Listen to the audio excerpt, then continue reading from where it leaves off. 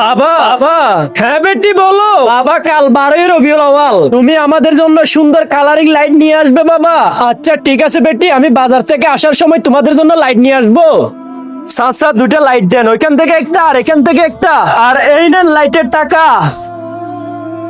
আরে বেটা দাঁড়াও। জি বেটা, এই লাইট খারাপ, পাল্টাই নাও। আচ্ছা চাচা এই নেন, পাল্টাই দেন। এই নাও বেটা, এটা ভালো।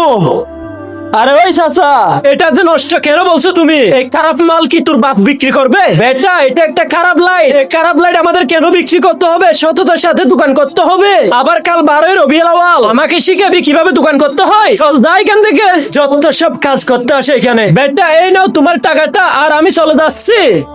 আরে আমার বেটিদের কি বলবো, ওরা তো বলছে 12ই রবিউল আউয়ালের জন্য লাইট নেওয়া লাগবে, আর আমি তো আমার বাচ্চাদের জন্য পাগল। আমি এক কাজ করি, এখান থেকে কিছু পাথর বাড়িতে নিয়ে যাই। বাজারের ব্যাগ খালি নিয়ে গেলে আমার মেয়েগুলো অনেক কষ্ট পাবে, আর আমি মেয়ে পাগলা বাবা, এটা আমি সহ্য করব না।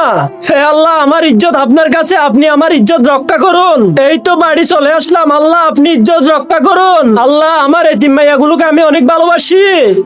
আরে বাবা, তুমি আমার জন্য লাইট নিয়ে এসেছো? হ্যাঁ হ্যাঁ বেটা, আমি নিয়ে আসছি, চলো ওদিকে।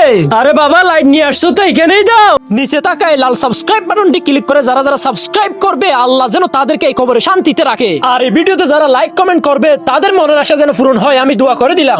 আল্লাহ তুমি আমার এতিম মাইয়াদের আশা পূরণ করো। আরে বেটা, আরে বা ঝুমকা লাইট, এটা তো আমার অনেক পছন্দ। এই হলো পাগলা বাবা আমার, শুকরিয়া বাবা। ওরে আল্লাহ, সুবহানাল্লাহ, আল্লাহু আকবার।